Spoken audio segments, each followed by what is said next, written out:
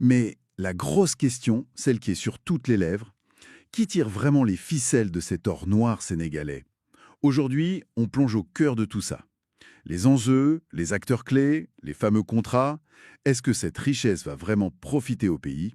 On va explorer ensemble les coulisses. Restez connectés, ça promet d'être passionnant. Et bien sûr, abonnez-vous et likez. Bon, pour commencer, il faut rappeler que cette histoire de pétrole au Sénégal, ça ne date pas d'hier, hein? Ah non, pas du tout. Les recherches, ça a commencé dès les années 60.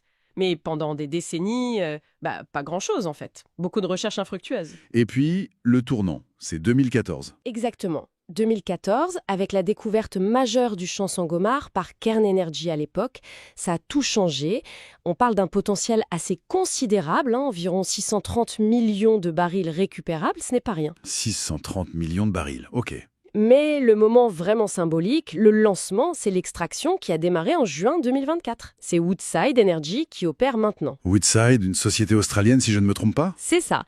Et d'ailleurs, petit détail intéressant, la production a démarré sur les chapeaux de roue. On prévoyait 12 millions de barils sur les 6 premiers mois et finalement on table plutôt sur 15 voire 16 millions. Donc ça a dépassé les attentes initiales. Démarrage rapide, donc. Mais alors, venons-en aux acteurs. Qui sont vraiment les maîtres du jeu là-bas? Qui exploite concrètement? Alors c'est là que les choses se complexifient un peu. Sur le champ principal, Sangomar, l'acteur qui domine très largement, c'est Woodside Energy. L'entreprise australienne dont on parlait. Voilà, ils détiennent 82% des parts du projet et ils sont aussi l'opérateur principal, c'est-à-dire celui qui gère les opérations au quotidien, 82%. Et le Sénégal dans tout ça? via Petrosen, la compagnie nationale. Eh bien, Petrosen ne détient que les 18% restants. Une part minoritaire, donc. Seulement 18%. Oui.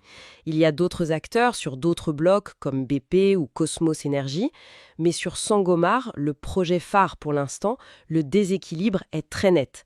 82% pour une compagnie étrangère, 18% pour l'État sénégalais. Ce chiffre de 18% est frappant. Et comment Petrosen finance cette part?